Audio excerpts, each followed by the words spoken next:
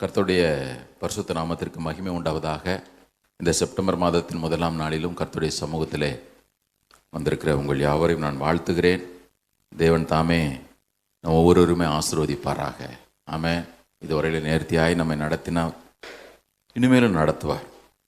மோசே சொல்லும் பொழுது ஜனங்களிடத்தில், ஒரு மனிதன் தன்னுடைய பிள்ளையை சுமக்கிறது போல நீங்கள் இந்த இடத்திற்கு வருகிற இந்த நாள் வரையிலும் கர்த்தர் உங்களை சுமந்து கொண்டு வந்ததை கண்டீர்களே. அப்படி தானே? கர்த்தர் நடத்திட்டு வந்தாருன்னு போட்டிருக்கு, அது வேற. ஆனால் வசனம் சொல்லுது சுமந்துக்கிட்டு வந்தாருன்னு போட்டிருக்கு. நசல் கொண்டதை சுமக்கலாம், நல்ல ஆடுகளை நடத்தலாம் அப்படின்னு என்ன அர்த்தம்? எல்லாமே நசல் கொண்டதுன்னு அர்த்தம். எல்லாம் நொண்டி முடமாக இருக்குது. ஆண்டவர் பார்த்தாரு, எல்லாத்தையும் நான் தூக்கி சுமக்கிறப்போ நல்ல தேவன் அவர். ஆமென். வாசிக்கலாம். நியாயாதிபதிகளின் புஸ்தகம் 6வது அதிகாரம். கர்த்தருடைய சமூகத்தில் இந்த செப்டம்பர் மாதத்திற்கு சபைக்கென்று கொடுக்க வேண்டிய வார்த்தை குறித்து ஜெபித்த பொழுது இந்த குறிப்பிட்ட காரியத்தை உங்களோடு பகிர்ந்து கொள்ளும்படி ஆண்டவர் ஏவினபடினாலே இன்றைக்கு நான் அதை உங்களோடு பகிர்ந்து கொள்கிறேன். நியாயாதிபதிகள் 6வது அதிகாரம் 22 24 வரையிலும் நான் வாசிக்கிறேன். எல்லாரும் எடுங்க. Judges chapter 6 verses 22, 23 and 24. அப்பொழுது கிதியோன் அவர் கர்த்தருடைய தூதன் என்று கண்டு, ஐயோ கர்த்தரான ஆண்டவரே, நான் கர்த்தருடைய தூதனை முகமுகமாய் கண்டேனே என்றான். அதற்கு கர்த்தர், உனக்கு சமாதானம், பயப்படாதே, நீ சாவதில்லை என்று சொன்னார். அங்கே கிதியோன் கர்த்தருக்கு ஒரு பலிபீடத்தை கட்டி அதற்கு யெகோவா ஷாலோம் என்று பெயரிட்டான். அது இந்நாள் வரைக்கும் அபியேஸ்ரியரின் ஊராகிய ஒப்ராவில் இருக்கிறது. கர்த்தருடைய பரிசுத்த நாமத்திற்கு மகிமை உண்டாவதாக. கர்த்தர் நல்லவர், அவர் கிருபை என்றும் உள்ளது. இன்றைக்கு தேவ செய்திக்கு நான் கொடுக்க விரும்புகிற தலைப்பு, உங்களுக்கு சமாதானம், நீங்கள் பயப்படாதிருங்கள். இந்த நியாயாதிபதிகள் புஸ்தகத்தில் நம்ம எல்லாருக்குமே தெரியும், இஸ்ரவேல் ஜனங்க அப்பப்போ ஆண்டவரை விட்டு விலகி போய்கிட்டே இருந்தாங்க. ஆண்டவரும் அவ்வப்போது அவர்களை சத்துருக்களுடைய கைகளிலே ஒப்பு கொடுத்துக்கிட்டே இருந்தார். அவங்க எங்கே இருந்தாங்க அப்படின்னு பார்த்தீங்கன்னா, எந்த தேசம் வாக்குத்தத்தம் பண்ணப்பட்டுச்சோ அந்த தேசத்தில் இருந்தாங்க. இஸ்ரவேல் ஜனங்கள் போன பாதை கொஞ்சம் வித்தியாசமான பாதை. சில நேரம் ஆண்டவர் சத்துருக்கள் கையில் ஒப்பு கொடுத்துருந்தாரா அப்படின்னு கேட்டிங்கன்னா, அவர்கள் இருந்த எந்த தேசம் பாலும் தேனும் ஓடுகிற தேசம்னு ஒன்று சொன்னார்ல, அதை விட்டு ஆண்டவர் வெளியே கொண்டு போனதும் உண்டு. அந்த தேசத்தில் இருக்கக்கூடாதுன்னு சொல்லிட்டு சிறையிருப்பாய் வெளியே அனுப்பினது உண்டு. ஆனால் சில நேரங்களிலே எந்த தேசம் அவர்களுக்கு வாக்குத்தத்தமாய் கொடுக்கப்பட்டதோ, எந்த தேசம் பாலும் தேனும் ஓடும் அதை உனக்கு தருவேன்னு சொன்னாரோ, அந்த தேசத்திலேயே அவர்களை சத்துருக்கு ஒப்பு கொடுத்தது உண்டு. ரெண்டுக்கும் வித்தியாசம் இருக்குது, கவனிங்க. இவைகளெல்லாம் நமக்கு திருஷ்டாந்தமாக எழுதப்பட்டிருக்குன்னு தான் வசனம் சொல்லுது. சில நேரத்தில் நம்முடைய எல்லைகளை விட்டு நம்ம வெளியே சஃபர் ஆகிட்டு இருப்போம். தேவன் எனக்கு வாக்கு பண்ணாருன்னு சொன்னோம் பாருங்க, அதுக்குள்ளே உட்கார்ந்துட்டு இருப்போம், ஆனால் சஃபர் ஆகிட்டே இருப்போம், நமக்கு பிரச்சனை இருந்துக்கிட்டே இருக்கும். இவர்களை கூட கர்த்தர் ஒடுக்கும்படி சத்துருக்களிடத்துல ஒப்பு கொடுத்தார் அப்படின்னு பார்க்கும்பொழுது, இவர்களை சத்துரு கொண்டு போயிடல, சத்துருவே உள்ள பார்டருக்குள்ளே வந்துட்டான். நல்லா கவனிக்கணும். இந்த கிதியோன் என்கிற தனிப்பட்ட ஒரு மனுஷன்கிட்ட ஆண்டவர் சொன்ன வார்த்தைகளை தான் இதை நாம் இங்கே தியானிக்கிறோம். இதனுடைய பின்னணி நான் வேகமாக சொல்லிடுறேன். நியாயாதிபதிகள் 6, 7, 8 ஆகிய அதிகாரங்கள் இந்த கிதியோனை குறித்து அழகாக போட்டிருக்கு. எபிரேயர் 11வது அதிகாரத்தில் கூட விசுவாச வீரர்கள் பட்டியலில் கிதியோனை ஆண்டவர் அங்கே எழுதி வச்சிருக்கிறார். இவன் நல்ல விசுவாச வீரன். இந்த மொத்த இஸ்ரவேலரும் பாழாய் கடந்த பொழுது வேதம் சொல்லுகிறது, மீதியானவருடைய கைகளிலே அவர்களை ஒப்பு கொடுத்தார். இந்த மீதியானியர்கள் பண்ணுற பிரச்சனை என்ன அப்படின்னு கேட்டிங்கன்னா, உள்ள மொத்தமாக இவர்களை ஒடுக்கிடல, நான் தான் ராஜா, நீ வா, நீ எல்லாம் எனக்கு அடிமையாக இருக்கணும் அப்படி சொல்லலை. இவர்கள் ஒடுக்கின விதமே வேற. இந்த மீதியான் யார் என்னன்னு சொல்லி நீங்கள் வாசிங்கன்னா, இவனும் ஆபிரகாமுக்கு புள்ள தான். ஆதியாகமம் 25வது அதிகாரத்தில் 2வது வசனத்தை நீங்கள் வாசிச்சிங்கன்னா, கேத்துரால்னு ஒரு பெண்ணை ஆபிரகாம் மனம் செய்திருந்தான். அவர்களுக்கு கிஃப்ட்டை கொடுத்து எல்லாரையும் அனுப்பிச்சிட்டான் பிள்ளைங்கள்லாம். அதில் ஒரு பிள்ளை தான் மீதியான். அந்த மீதியானுடைய புத்திரர் தான் இப்போ இஸ்ரவேல் ஜனங்களை ஒடுக்குகிற இந்த எதிரிகள். நல்லா கவனிக்கணும், எப்படிலாம் ஒரு மனுஷனுடைய வாழ்க்கையில் பிரச்சனை வருது பாருங்க. இந்த மீதியானியர் இவர்கள் நேரா உட்கார்ந்து ராஜா மாதிரிலாம் அரசாங்கம் பண்ணல. ஆனா வருஷத்துக்கு ஒரு முறை 2 முறை உள்ள வருவாங்க. இவர்கள் எப்படி ஒடுக்கினார்கள் அப்படின்னு பார்த்தீங்கன்னா, நீங்க 6வது அதிகாரத்தை எடுங்க. 1 நான் வாசிக்கிறேன். பின்னும் இஸ்ரவேல் புத்திரர் கர்த்தரின் பார்வைக்கு பொல்லாப்பானதை செய்தார்கள். அப்பொழுது கர்த்தர் அவர்களை 7 வருஷம் மீதியானியரின் கையில் ஒப்பு கொடுத்தார். மீதியானியரின் கை இஸ்ரவேலின் மேல் பலத்து கொண்டபடியால் இஸ்ரவேல் புத்திரர் மீதியானியர் நிமித்தம் தங்களுக்கு மலைகளுள்ள கெபிகளையும் குகைகளையும் அரணான ஸ்தலங்களையும் அடைக்கலாக்கி கொண்டார்கள். இஸ்ரவேலர் விதை விதைத்திருக்கும் போதுனா அந்த ஹார்வெஸ்ட் டைம், கரெக்டாக விதைச்சிருக்கும் போது ஒன்றும் பண்ண முடியாது. விதை விதைத்திருக்கும் போது மீதியானியரும் அமலேக்கியரும் கிழக்கத்தி புத்திரரும் 1-2 இல்லை, ஒவ்வொரு விதத்தில் எதிர்ப்பு. மீதியானியர் மாத்திரம் இல்லை, அமலேக்கியரும் வர்றாங்க, கிழக்கத்தி புத்திரரும் வர்றாங்க. அவர்களுக்கு விரோதமாக எழும்பி அவர்களுக்கு எதிரே பாளையம் இறங்கி காசாவின் எல்லை மட்டும் நிலத்தின் விளைச்சலை கெடுத்து இஸ்ரவேலிலே கவனிங்க, ஆகாரத்தை ஆகிலும் ஆடு மாடுகள் கழுதியாகிலும் வைக்காதே போவார்கள். இவன் எப்படி கொஞ்சமாக எடுத்துட்டு போல. அடுத்த வசனத்தை நீங்க வாசிங்கன்னா, அவர்கள் தங்கள் மிருக ஜீவன்களோடும் தங்கள் கூடாரங்களோடும் வெட்டி கிளிகளைப் போல் திரளாய் வருவார்கள். அவர்களும் அவர்கள் ஒட்டகங்களும் எண்ணி முடியாததா இருக்கும். இந்த பிரகாரமாக தேசத்தை கெடுத்து விட அதிலே வருவார்கள். இந்த ஒட்டகங்கள் பார்த்தீங்கன்னா 4 நாட்கள் எவ்வளோ வெயிட் ஏற்றினாலும் 300 - 400 கிலோமீட்டர் வரைக்கும் தண்ணி குடிக்காம, 400 மைல்கள், நாட் கிலோமீட்டர்ஸ், 300 - 400 மைல்கள் தண்ணி குடிக்காம சாப்பிடாம எவ்வளோ வெயிட்னாலும் ஏற்றிட்டு போகும். ஆண்டவர் ஒவ்வொரு விஷயத்தை நம்ம டீட்டெயில்டாக எழுதி வச்சிருக்கிறார் பாருங்க. இவன் வருவான், டென்ட் போடுவான், இருக்கிற எல்லா இஸ்ரவேலோட வீட்டில் இருந்தும் ஆகாரங்களை பிடுங்குவான், மிருக ஜீவன்கள் எல்லாம் இழுத்துட்டு வருவான், ஒட்டகத்து மேலே ஏற்றுவான். ஒரு ஒட்டகம் 2 ஒட்டகம்னு சொன்னால் ஏதோ 2 டன் 3 டன் போனால் இப்போ அதனாலன்னு ஒத்துக்கலாம். இங்கே வேதம் சொல்லுகிறது அவனும் கவுண்ட்லெஸ்ஸு, அவன் கொண்டு வருகிற ஒட்டகம் கவுண்ட்லெஸ்ஸு, மொத்தத்தையும் வாரிட்டு போயிடுவான். இந்த மீதியானியன் யார் தெரியுமா?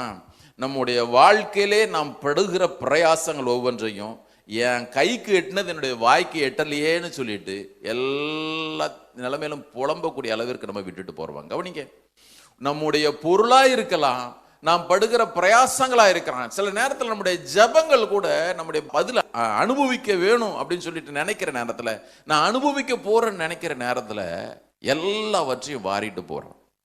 சில பேர் சொல்லுவாங்க பாருங்க, நான் ஒரு ஜான் தாங்க ஏறுறேன், எனக்கு முளம் சறுக்குதுங்க. நான் ஜான் ஏறுறேன், எனக்கு முளம் சறுக்குது. ஏன்? வேதம் சொல்லுகிறபடியே இவைகள் எல்லாம் சத்துரு உட்புகுதல், இவைகள் எல்லாம் குடியோடி போகுதல், மொத்தமாக வாரிட்டு போயிடுவான். சரி, இப்போ இந்த கிதியோன் என்கிற ஒரு மனுஷனுக்கிட்ட ஆண்டவர் வர்றாரு. ஏன் அப்படின்னு கேட்டீங்கன்னா, மொத்த இஸ்ரவேலரும் பாழாய் போன நேரத்திலும் கூட இந்த கிதியோன்ற வந்து பார்த்தீங்கன்னா நல்ல ஆண்டவருக்குன்னு பயந்து வாழ்ந்த ஒரு மனுஷன். இவனும் சாதாரண ஒரு நெருக்கத்தில் போயிடல. ஆண்டவரை அவன் வந்து அவன் மாத்திரம் நல்லா இருந்துட்டு மற்றவங்களாம் கெட்டு போய் நான் மாத்திரம் நல்லா இருக்கிறேன், அதனால நான் ஆண்டவரை தேர்னேன்னு சொல்றதுக்கெல்லாம் இல்லை. இந்த கிதியோனும் பயந்திருந்தவன் தான். இந்த கிதியோன் தன்னுடைய சகோதரர்களை சாக கொடுத்தவனும் கூட. அப்படி வாசிக்கலாமா? 8வது அதிகாரம் 18, 19 ஆகிய வசனங்களை வாசிங்கன்னா உங்களுக்கு தெரியும். பின்பு அவன் சேபாவையும் சல்முனாவையும் நோக்கி, அந்த பெனுவல்னு ஒரு இடத்துக்கு போறாங்க. அங்கே கோபுரத்தெல்லாம் கிதியோன் பலத்த பிறகு நடந்தது இது. அவங்க எல்லாத்தையும் இடிச்சு போடுறாங்க. அங்கே அவன் சொன்ன வார்த்தையை கவனிங்க. நீங்கள் தாபோரியில கொன்று போட்ட அந்த மனுஷர் எப்படிப்பட்டவர்கள் என்று கேட்டான். அதற்கு அவர்கள், நீர் எப்படிப்பட்டவரோ அவர்களும் அப்படிப்பட்டவர்களே, ஒவ்வொருவனும் பார்வைக்கு ராஜகுமாரனை போல் இருந்தான் என்றார்கள். அப்பொழுது அவன், அவர்கள் என் சகோதரரும் என் தாயின் பிள்ளைகளுமாய் இருந்தார்கள், அவர்களை உயிரோடு வைத்திருந்தீர்களானால் உங்களை கொல்லாதிருப்பேன் என்று கர்த்தரின் ஜீவனை கொண்டு சொல்லுகிறேன் என்று சொல்லி அதுக்கு பிறகு அவங்கெல்லாம் கொண்டு போடுறான். இப்போ இந்த வசனத்தை வாசிக்கும் பொழுது நல்லா தெரியுது, இவன் தன்னுடைய பொருள்களை இழக்க கொடுத்தது மாத்திரமல்ல, தன்னுடைய சகோதரர்களையும் சத்துருக்களுக்கு பலியாக ஒப்பு கொடுத்துட்டான். எவ்வளோ கொடுமையாக இருக்கும் பாருங்களேன். இதில் இந்த கிதியோன் நல்லவனா இருந்தான், ஆனால் தன்னை சுற்றிலும் இருந்த ஜனங்களுடைய பிரச்சனையினால இவனுக்கு தலைவலி. கிதியோனுடைய அப்பாவே வீட்டில் பாகாலுடைய பலிபடத்தை கட்டி வச்சுருந்தாருன்னு போட்டிருக்கு பாருங்களேன். சில நேரத்தில் நாம் தப்பு செஞ்சு போய் பிரச்சனையில் மாட்டிப்போம், சில நேரத்தில் நாம் தப்பை செஞ்சுருக்க மாட்டோம், ஆனால் பிரச்சனையினால் வரக்கூடிய எல்லா விளைவுகளையும் அனுபவிப்போம். உதாரணத்திற்கு யோனா தப்பு செஞ்சுட்டு ஓடினான், அவனால பிரச்சனை மாட்டுச்சு. அப்போஸ்தலர் 27வது அதிகாரத்தில் கப்பல் தலைவன் செஞ்ச தப்பு, பவுல் இங்கே பிரச்சனையை அனுபவிக்க வேண்டியதாக இருக்குது. எப்படி பார்த்தாலும் சரி, சில நேரத்தில் நாம் செய்த தவறு அல்லது மற்றவர்கள் செய்த தவறு, அது நிமித்தம் நாம் கடந்து அப்படியே உழண்டுட்டே கிடப்போம். ஏன் ஆண்டவரே, ஏன் ஆண்டவரே, ஏன் ஆண்டவரே? இந்த கிதியோன் பாருங்களேன், எல்லாரும் ஒரு மாதிரி, இவன் ஒருத்த மாத்திரம் நான் விசுவாசிக்கிறேன். ஏன்னா இவன் சொன்ன வார்த்தையை கவனிங்க, ஆண்டவர் சொன்ன வார்த்தையை எடுங்க பாப்பா. அந்த வசனத்தை நீங்கள் கர்த்தருக்கு பயந்து நடக்கிறீங்கல்ல, சில நேரத்தில் நம்ம சொல்லுவோம், என்ன சுற்றிலும் யாருமே சரியில்லை ஆண்டவரே. கர்த்தர் உங்களுக்கு சமாதானம் கொடுக்கறது மாத்திரம் இல்லை, உங்கள் மூலமாக உங்கள் குடும்பமே சமாதானத்தை அனுபவிக்கிறது தான் உங்களை வச்சிருக்கிறார். ஒரு இலையில சொல்லுவோமா? எங்கே வந்துச்சுன்னு பாருங்க. 6வது அதிகாரத்தை எடுங்க, 12வது வசனம். கர்த்தருடைய தூதனானவர் அவனுக்கு தரிசனமாகி, பராக்கிரமசாலியே, கர்த்தர் உன் கூட இருக்கிறார். இவன் என்ன தெரியுமா பதில் சொன்னான்? அப்பொழுது கிதியோன் அவரை நோக்கி, என் ஆண்டவனே, கர்த்தர் எங்களோடு இருந்தால் இவைகளெல்லாம் எங்களுக்கு நேரிடுவானே. ஆண்டவர் கர்த்தர் உங்களோட இருக்காருன்னு சொன்னாரா, உன் கூட இருக்கிறாருன்னு சொன்னாரா? கர்த்தருடைய தூதனார் அங்கே இயேசு தான் வர்றாரு, கரெக்டா? நம்ம இப்போ அதெல்லாம் போக வேண்டாம், நமக்கு நேரம் இல்லை. இப்போ ஆண்டவர் கிதியோன்கிட்ட, பராக்கிரமசாலியே, கர்த்தர் உங்களோட இருக்கிறாருன்னு சொன்னாரா, உன்னோட இருக்காருன்னு சொன்னாரா? இவன் பதில் என்ன தெரியுமா? கர்த்தர் என் கூட இருந்தாருன்னா எனக்கு ஏன் அந்த பிரச்சனைன்னு கேட்கல, கர்த்தர் எங்களோட இருந்தா எங்களுக்கு ஏங்க இந்த நான் இப்படிலாம் நேரிடுது. ஆண்டவர் சொல்லியிருப்பாரு, அட மரமண்ட, ஒன்னதான் நான் மற்ற எல்லாருக்கும் ரட்சகனா எலும்பு பண்ண போறேன். பிரதர், நான் கர்த்தரை தேடுறேன்னா எனக்கு என்ன பிரச்சனை? நான் மாத்திரம் இவ்வளவு நெருக்கத்துல போறேன்னா? நிறைய நேரத்துல கிதியோனை போலதான் நாமளும் நினைச்சிட்டே இருப்போம். நான் என்ன பண்ணேன், ஏன் என்ன சுற்றி நடக்கிற காரியத்தினால தேவன் இதை ஏன் அனுமதிச்சார், அதெல்லாம் நம்ம யோசிக்க மாட்டோம். நாம கேட்போம், கர்த்தர் நீங்க எங்க கூட இருந்தா ஏன் ஆண்டவர் இதெல்லாம் நடக்குது, ஏன் ஆண்டவர் எங்களுக்கு நடக்குது, ஏன் ஆண்டவர் எங்களுக்கு நடக்குது? இவைகள் எல்லாவற்றிற்கும் முற்றுப்புள்ளி வைக்கிற மாதம் இந்த மாதம். நசரனா இயேசு கிறிஸ்துவின் நாமத்தினால நான் ஊழியை நான் டிக்ளேர் பண்றேன், இவைகள் ஒவ்வொன்றும் நம்முடைய வாழ்க்கையில பலிப்பதாக. ஆமென். இதுவரையில் என்ன மீதியானியன் கொள்ளையிட்டான், உண்மைதான். இதுவரையில் நான் செய்யாத தவறுக்காகவும் நான் நிறைய நேரத்தில் அனுபவிச்சிட்டேன், உண்மைதான். ஆனால் ஒருத்தர் இருக்கிறாரு, வேதம் சொல்லுகிறது, இவர்கள் 7 வருடங்கள் கர்த்தரை தேடவே இல்லை. பாருங்க, 7 வருஷம், அப்படிதான் வசனம் சொல்லுது. 7 வருஷம் ஒவ்வொரு நாளும் சிறுமை, ஒவ்வொரு நாளும் நான் நல்லா விதைக்கிறேன், அறுக்கிறேன், பிரயாசப்படுறேன், அந்த தானியத்தை நான் சாப்பிட முடியாதபடிக்கு இவைகள் எல்லாவற்றையும் அவங்க கொண்டு போட்டாங்க. வெறுமனே எங்களுடைய அதிகாரம் போய் அடிமைத்தனம் மாத்திரமல்ல. நீங்க பாருங்களேன், இவன் தன்னுடைய கோதுமையை எங்க கொண்டு வந்து தெரியுமா போர் அடிச்சான்? தன்னுடைய ஆலை, திராட்சை ரசம் பிழிகிற ஆலையில கொண்டு வந்து போர் அடிச்சான். ஏன்? பொதுவா தன்னுடைய தானியங்களை கொண்டு மேடான இடத்துல, களத்து மேட்டில் தான் போர் அடிப்பாங்க. ஏன்னா காற்று வீசும், எல்லாம் பதரெல்லாம் பறந்து போகும், உமியெல்லாம் பறந்து போகும்.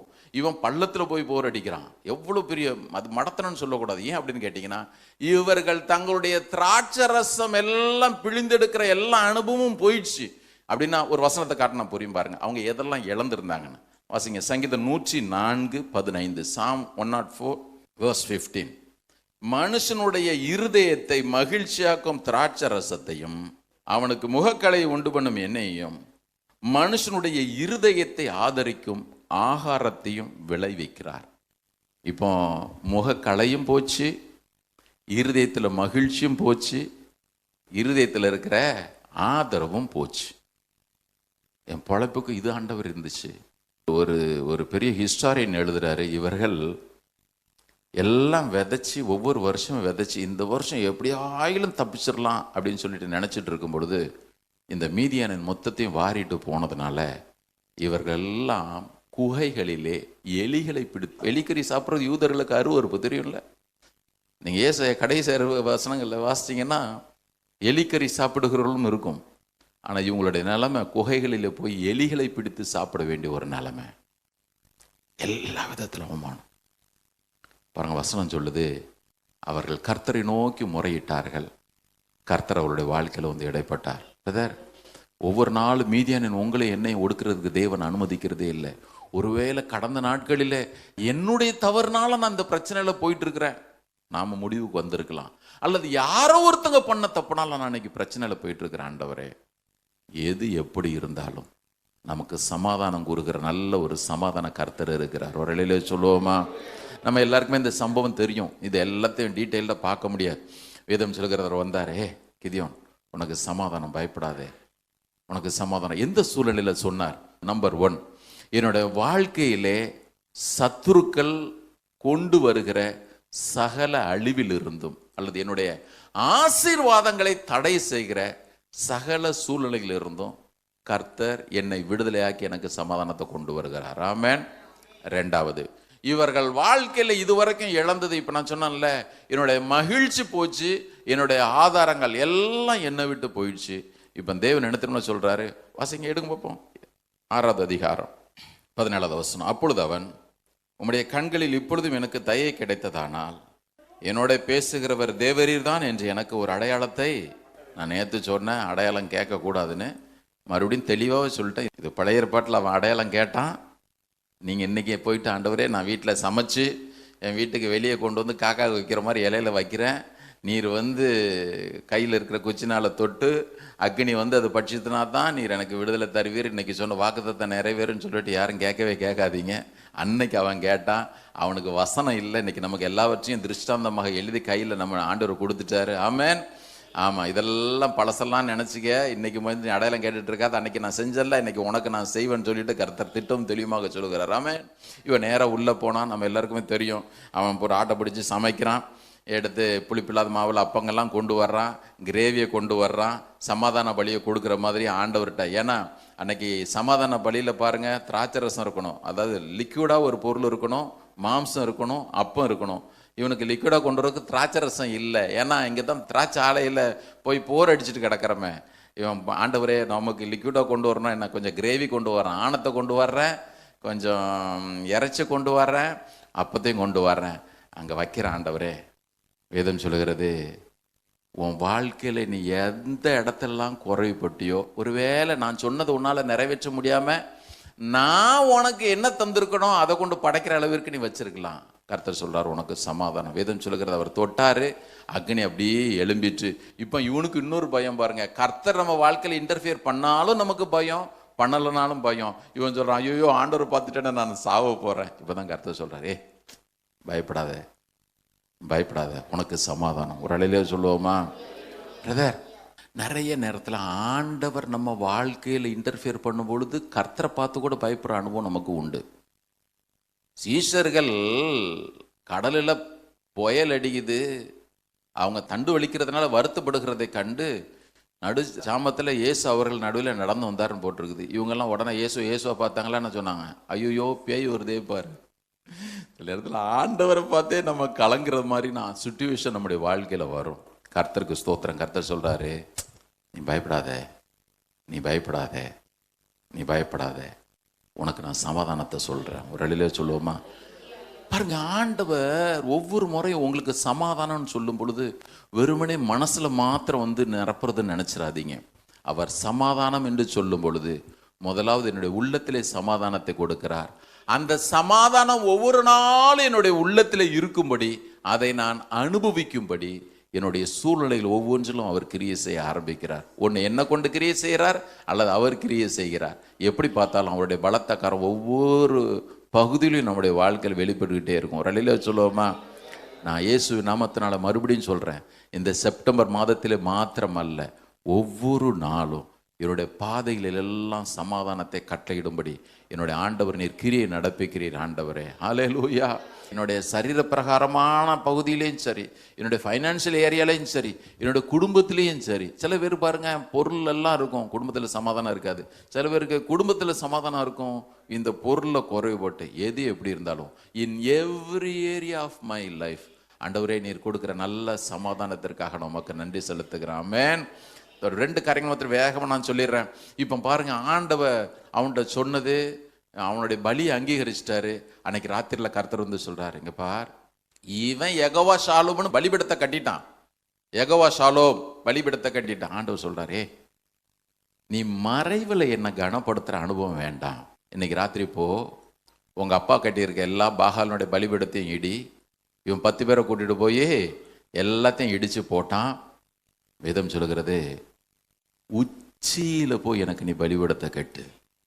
நீங்கள் வீட்டில் போய் வாசிச்சிங்க, அதெல்லாம் எல்லாம் கர்த்தருடைய பிள்ளைங்க உங்களுக்கு தெரிஞ்சதுனால நான் அதை சொல்கிறேன். என்னுடைய யெகோவா ஷாலோன்ற பலிபீடம் இது வரைக்கும் என் வாழ்க்கையில் மறைஞ்சிருக்குது. சில பேர் ரகசியமாகவே கிறிஸ்தவங்களாக இருப்போம், அப்படி தானே?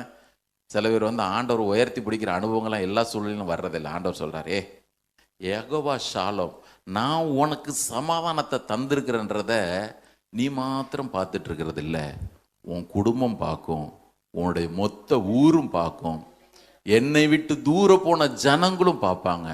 நீ பலிபீடத்தை கொண்டு போய் உச்சியில் கட்டு, கர்த்தர் நம்ம அதே விதமாக செய்வார். அப்படிதானே வசனம் சொல்லுது. எழும்பி பிரகாசிக்கிற உன்னுடைய ஒளிநிடத்துல ஜாதிகளுக்கு அதிபதிகளும் வருவான், ராஜாக்களும் வருவான். அப்படின்னு சொல்கிறேன். என்னுடைய ஆண்டவர், நம்முடைய ஆண்டவர் எப்பொழுதெல்லாம் தம்முடைய நாமத்தை நம்முடைய வாழ்க்கையில் மகிமைப்படுத்துகிறாரோ அது நமக்கு மாத்திரம் அல்ல. கிதியோனை பார்க்குறவங்க எல்லாம் சொல்லியிருப்பாங்க, பலிபீடத்தை பார்த்தவங்கலாம், தேவன் அவன் வாழ்க்கையில் இடைப்பட்டார். இவன் ஒருவன் நிமித்தமாக நம்முடைய வாழ்க்கையிலும் சமாதானம் வரும். இவன் ஒருவன் நிமித்தமாக தேவன் நம்முடைய சிறையிருப்பை மாற்றி அமைப்பார். இவன் ஒருவன் நிமித்தமாக இத்தனை நாட்களும் நாம் இழந்த எல்லா நன்மைகளையும் நம்ம திரும்பவும் பெற்றுக்கொள்ள போகிறோம். ஒரு அலையில சொல்லுவோமா? அன்னைக்கு அவங்களுக்கு இருந்த நிலைமை என்ன? 74வது சங்கீதத்தில் நம்ம வாசிக்கிறோம், ஆண்டவரே எங்களுக்கு நடந்ததெல்லாம் சொல்றதற்கு யார் ஆண்டவரே? ஒரு தீர்க்கதரிசி இல்லை, ஒரு அடையாளத்தையும் காணோம். நீர் இதுவரையிலும் ஜீவனோடு இருந்தீர், எங்கள் முற்பிதாக்களுடைய வாழ்க்கையில் அற்புதம் செய்தீர், நீர் நேற்றும் இன்றும் என்றும் மாறதவரெல்லாம் சொல்றாங்களே, அதற்கான ஒரு துளி அறிகுறி கூட என்னோட வாழ்க்கையில் இல்லையேன்னு சொல்லிட்டு புலம்பி புலம்பி புலம்பி புலம்பி தவிச்சுக்கிட்டே இருந்திருப்போம். ஒருவேளை நான் நினைக்கிறேன், எல்லாருடைய நடுவிலும் இந்த கிதியோன் ஒருவன் உத்தமமா இருந்த பொழுதும் மற்றவங்களாம் சொல்லியிருப்பாங்க, நீ ஒருத்தன் தாண்டா ஆண்டவர் ஆண்டவர் அலையிற. சில ஜனங்க கல் மனசா இருக்கிறது உண்டு, பார்த்துருக்கீங்களா? இவ்வளவு அடிபட்டுட்டு கிதியோன் பலிபீடத்தை, பாகாலுடைய பலிபீடத்தை உடைச்ச பிறகு எல்லாரும் ஊர்ல இருக்கவங்களாம் சண்டைக்கு வந்தானா வரலையா? சொல்லுங்க பார்ப்போம். 7 வருஷம் அவன் திருந்திருந்தான். அவன் சொன்னான், நீ எப்படி பாகால் பலிபீடத்தை உடைப்ப? கிதியோன் அப்போ ஒரே ஒரு வார்த்தை சொல்லிட்டாரு, பாகால் தெய்வமான அவனை காப்பாற்றிட்டு போட்டும் போயா, அவன் தண்டிச்சுட்டு போட்டு போ. மறந்துடாதீங்க, நீங்களும் நானும் தேவன் உங்களுக்கும் எனக்கும் சமாதானத்தை கட்டளை இடுகிறது நிமித்தம் நம்மை சுற்றிலும் இருக்கிற எல்லாருடைய வாழ்க்கையினுடைய நாமம் உயர்ந்திருக்கும். விசுவாசிக்கிறவங்க அலையில சொல்லுங்க, ஒவ்வொரு நாளும் இதை சொல்லுங்க, ஆண்டவரே நீர் சமாதான பிரபு, நீர் சமாதான பிரபு, நீர் சமாதான பிரபு. நிறைய நேரத்தில் நம்முடைய சமாதானம் கெட்டு போயிருது. நீங்கள் நம்முடைய ஆண்டவர் இயேசு கிறிஸ்து இந்த பூமியில் இருந்த நாட்களில் பாருங்கள், எப்பொழுதெல்லாம் பிரச்சனை அப்பொழுதெல்லாம் உங்களுக்கு என்னுடைய வல்லமை விளங்க பண்ணுறேன்னு சொல்லவே மாட்டார். அவர் சமாதான பிரபு. எப்போ கலங்கி இருக்கிறோமோ அங்கே நிற்பார், உங்களுக்கு சமாதானம். எப்போ அலையும் புயலும் அடிக்குதோ அப்போ சொல்லுவார், உங்களுக்கு சமாதானம். எந்த சூழ்நிலையிலும் அசராத ஒரு இருதயத்தை கர்த்தர் உங்களுக்கு கொடுப்பார். ஆமென். இன்னொரு விதத்தில், உனக்கு சமாதானம் தேவன் என்னைக்கு சொல்கிறாரோ உங்களுடைய என்னுடைய எல்லா சூழ்நிலையும் அவர் கையில் எடுத்துக்கிட்டார்னு அர்த்தம். அவர் கையில் எடுத்துக்கிட்டார். ஆமென். ஒரே ஒரு சங்கீத பகுதியை மாத்திரம் நம்ம வாசிச்சுட்டு நாம் முடிச்சிடலாம். சங்கீதம் 144, Psalm 144. கர்த்தர் நமக்கு தெய்வமாக இருக்கிறபடினால என்னென்ன நன்மைகள் பாருங்கள். சங்கீதம் 144 14 நான் வாசிக்கிறேன். இருங்க, 15வது வசனத்தை ஃபஸ்ட்டு வாசிங்க. இங்கே இருந்தால் வரணும். இவ்விதமான சீரை பெற்ற ஜனம் பாக்கியம் உள்ளது. எப்படிப்பட்ட சீர்?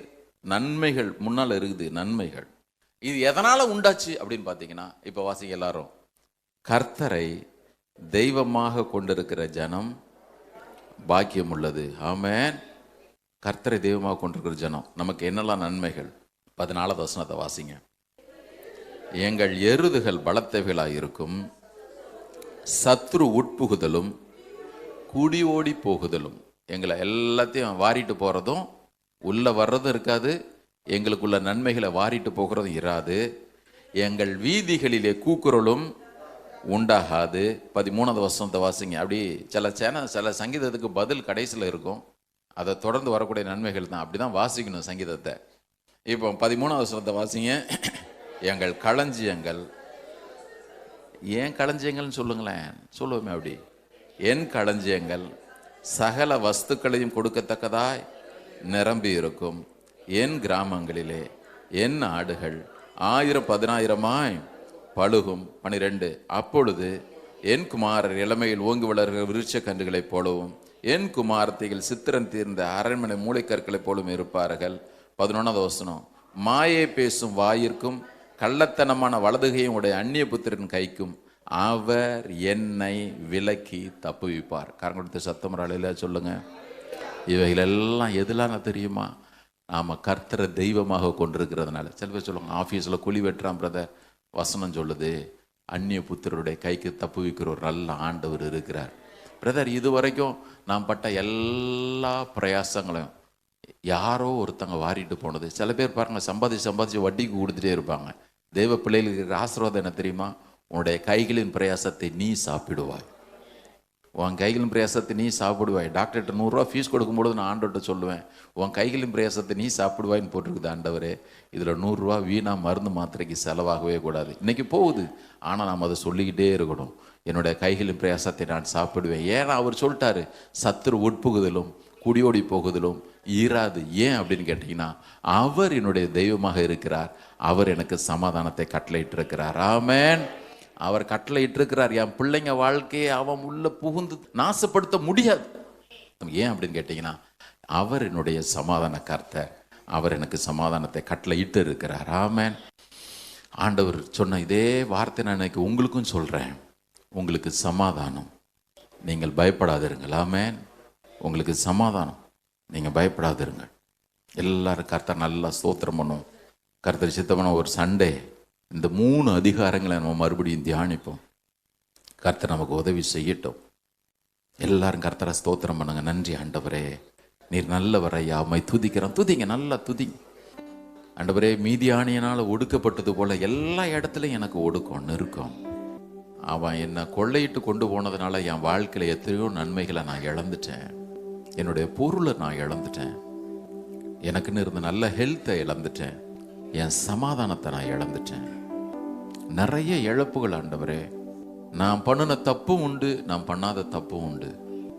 ஆனால் இன்னைக்கு சிறுமையை அனுபவிக்கிறேன். என்னுடைய ஆலையில் திராட்சை ரசம் இல்லை, எல்லாம் தூசும் புழுதியுமா இருக்குது ஆண்டவரே. இத்தனை வருஷம் மீதியனை ஒடுக்குனான்ல ஆண்டவர் சொல்ற, இனிமே அவன் உன்னை ஒடுக்க போறது இல்லை. சத்துரு உட்புகுதலும் குடியோடி போகுதலும் என் வாழ்க்கையில் இனிமே இராத ஆண்டவரே. எல்லாரும் வாயை திறந்து சொல்லுங்க. சத்துரு உட்புகுதலும் குடியோடி போகுதலும் இராது. குடியோடி போகுதலும் இராது. என் வாழ்க்கையில் இராத ஆண்டவரே. என் கையில் பிரயாசத்தை நான் சாப்பிடுவேன். என் வாழ்க்கையில் இருக்கிற ஒடுக்கம் நெருக்கம் நீங்கி போனது. எல்லாரும் கையை உயர்த்தி கர்த்தரை ஸ்தோத்திரம் பண்ணுங்க. நீ சமாதான பிரபு ஆண்டவரே. நீர் எனக்கு கட்டளையிடுகிற சமாதானத்திற்காக ஸ்தோத்திரம் ஆண்டவரே. ஆமென். நம்பிக்கை நாயகன் நீரே, நம்பிடுவேன் நான் உம்மையே. நம்பிக்கை நாயகன் நீரே, நம்பிடுவேன் நான் உம்மையே. எந்தன் வாழ்வில் அசையாத கண்மாலையே, கோட்டையே. எந்தன் வாழ்வில் அசையாத கண்மாலையே, கோட்டையே. நம்பிக்கை நாயகன் நீர். எல்லாரும் கரங்களை உயர்த்தி இயேசுவே, நம்பிடுவேன் நான் உம்மையே. நம்பிக்கை நாயகன் நீரே, நம்பிடுவேன் நான் உம்மையே. எந்தன் வாழ்வை பாதுகாக்கும் கேடகமே, துருகமே. எந்தன் வாழ்வை பாதுகாக்கும் கேடகமே, என் துருகமே. ஹல்லேலூயா, கரங்களை சொல்லுங்க. உம்மை நம்பி இருக்கிற ஆண்டவரே, என் வாழ்க்கையில் இருக்கிற பாகால்கள் எல்லாம் அப்புறப்படுத்தப்படட்டும். நீர் யெகோவா ஷாலோம் என்று என்னுடைய வாழ்க்கையின் உச்சியிலே நான் பலிபீடத்தை கட்டுகிற நாட்கள் இவைகள். சங்கீதக்காரனை போல நீங்க புலம்பலாம், சத்துருனால நான் ஒடுக்கப்பட்டு நான் ஏன் நாள்தோறும் துக்கத்தோடு திரியணும் ஆண்டவரே. கர்த்தர் சொல்ற, உனக்கு பயப்படாத, உனக்கு சமாதானம், உனக்கு சமாதானம், பயப்படாத, உனக்கு சமாதானம். Thank you Lord. எங்களை முழுவதுமாய் ஒப்பு கொடுக்கிறோம் ஆண்டவரே, எங்களை முழுவதுமாய் ஒப்பு கொடுக்கிறோம். தேங்க்யூ. நல்லா துதிங்க ஆண்டவரே. சமாதான பிரபு அவர் ஒருத்தனுக்கு சமாதானத்தை கட்டளையிட்டா வேற எந்த சூழ்நிலையும் இந்த மனுஷன் அவனை கலங்க பண்ணவே முடியாது. அவர் நமக்கு கட்டளையிட்ட நல்ல சமாதானத்திற்காக கர்த்தரை ஸ்தோத்திரம் பண்ணுவோம். ஸ்தோத்திரம் ஆண்டவரே. சமாதான பிரபு நம்முடைய வாழ்க்கையில் ஆளுகை செய்கிறபடினால கர்த்தரை ஸ்தோத்திரம் பண்ணுவோமா? ஸ்தோத்திரம், ஸ்தோத்திரம், ஸ்தோத்திரம், ஸ்தோத்திரம். அன்பின் ஆண்டவரே, நாங்களுமே நன்றியோடு துதிக்கிறோம், ஸ்தோத்தரிக்கிறோம். இந்த நல்ல மாதத்திற்காக ஸ்தோத்திரம். ஒவ்வொருவரோடும் தேவ சமாதானம் தங்கி இருக்கட்டும் ஐயா. ஒவ்வொருடைய வாழ்க்கையிலும் இருக்கிற மீதியானுடைய ஆதிக்கம் ஆண்டவர், எல்லா சத்துருடைய உட்புகுதலையும் கர்த்தர் நீர் தகர்த்தபடியினாலே ஸ்தோத்திரம். நம்முடைய பிள்ளைகளை சுற்றி நம்முடைய ரத்தத்தினால் நீர் அடைக்கிற வேலிக்காக ஸ்தோத்திரம். அவர்களை சுற்றிலும் அக்னி மதிலாய் நீர் இருக்கிறபடினாலே உமக்கு நன்றி. ஒவ்வொரு நாளும் சமாதானத்தை அனுபவிக்கட்டும் ஐயா. அவர்கள் இழந்த எல்லா நன்மைகளையும் கர்த்தர் திரும்ப தாரும், திரும்ப தார் ஆண்டவரே, திரும்ப தாரும். இந்த மாதம் அப்படிப்பட்ட ஒரு மாதமா இருக்கட்டும். சுகத்தையும் பலனையும் கொடுங்க. வர முடியாதவர்கள் நினைக்கிறோம், கர்த்தர் செய்யுங்க. உடைய நாமத்திற்கே மகிமை வர பண்ணுவீராக ஐயா. தடைகள் எல்லாம் தகர்ந்து போகட்டும். கர்த்தர் நீர் முன்பாக செல்லுகிறதை ஆண்டவரே நீ அனுபவிக்க செய்வீராக. சமாதானம் சமாதானம் என்று கூறுகிற உதடுகளின் பலனை சிருஷ்டிக்கிறேன் என்று சொன்னீரேன். அவைகள் எல்லாம் உடைய பிள்ளையுடைய வாழ்க்கையில் நன்மைகளாக உண்டாகட்டும். ஆண்டவரே, நிறைவாய் கொடுக்கிறவர் நீர். உடைய ஊழியனாக நான் இன்றைக்கு சொல்லுகிறேன் ஐயா, நஸ்ரனா இயேசு கிறிஸ்துவின் நாமத்தினாலே உடைய பிள்ளைகளை சுற்றி நீர் அடைக்கிற வேலைகளுக்கு ஸ்தோத்திரம். நஸ்ரனா இயேசு கிறிஸ்துவின் நாமத்தினாலே ஆண்டவரே, இந்த செப்டம்பர் மாதம் முழுவதும் அவர்களின் நன்மை கிருபை தொடர்வதாக. நஸ்ரனா இயேசு கிறிஸ்துவின் நாமத்தினாலே ஆண்டவரே, அவர்களுக்கு இருக்கிற எல்லா தீமைகளும் விலகுவதாக. நஸ்ரனா இயேசு கிறிஸ்துவின் நாமத்தினாலே அவருடைய எல்லைகளெல்லாம் சமாதானம் உண்டாவதாக. நஸ்ரனா இயேசு கிறிஸ்துவின் நாமத்தினாலே அவர்களுக்கு புதிய வாசல்கள் திறக்கப்படுவதாக. நஸ்ரனா இயேசு கிறிஸ்துவின் நாமத்தினாலே எல்லா சத்துருக்களும் முறியடிக்கப்படுகிறபடியினாலே ஸ்தோத்திரம். உமக்கு நன்றி, உமக்கு நன்றி, உமக்கு நன்றி, உமக்கு நன்றி. இந்த மாதம் முழுவது தேவனும் நன்மைகளால் அவர்களை சூழ்ந்து கொள்ள செய்வீரா. துதி கன மகிமையெல்லாம் ஒருவருக்கு எடுக்கிறோம். மீட்பர் இயேசுவின் நாமத்தில் எங்களை தாழ்த்தி ஜெபிக்கிற நல்ல பிதாவே. அவன் எல்லாரும் சொல்லுவான், என் ஆத்மாவே கர்த்தரை ஸ்தோத்திரி, என் முழுவதுமே பரிசுத்த நாமத்தை ஸ்தோத்திரி, என் ஆத்மாவே கர்த்தரை ஸ்தோத்திரி, கர்த்தர் செய்த சகல உபகாரங்களும் மறவாதே. ஆமென். நம்முடைய கர்த்தராகிய இயேசு கிறிஸ்துவினுடைய கிருபையும் பிதாவாகிய தேவனுடைய அன்பும் பரிசுத்தாவின் ஐக்கியமும் நம்ம ஒவ்வொருவரோடும் சகல பரிசுத்தவான்களோடும் கர்த்தருடைய வருகை மட்டும் இருப்பதாக. ஆமென். கர்த்தர் உங்களை ஆசீர்வதித்து உங்களை காக்க கடவர். கர்த்தர் தமது முகத்தை உங்கள் மேல் பிரகாசிக்கப்படி உங்கள் மேல் கிருபையா இருக்க கடவர். கர்த்தர் தம்முடைய முகத்தை உங்கள் மேல் பிரசன்னமாக்கி உங்களுக்கு சமாதானத்தை மகிழ்ச்சியும் நிறைவையும் என்றென்றைக்கும் கட்டளையிடுவாராக. ஆமென். God bless you. God be with you. Have a blessed month. ஒருத்தருக்கு ஒருத்தர் சமாதான வாழ்த்துல சொல்லி கடந்து போவோம்.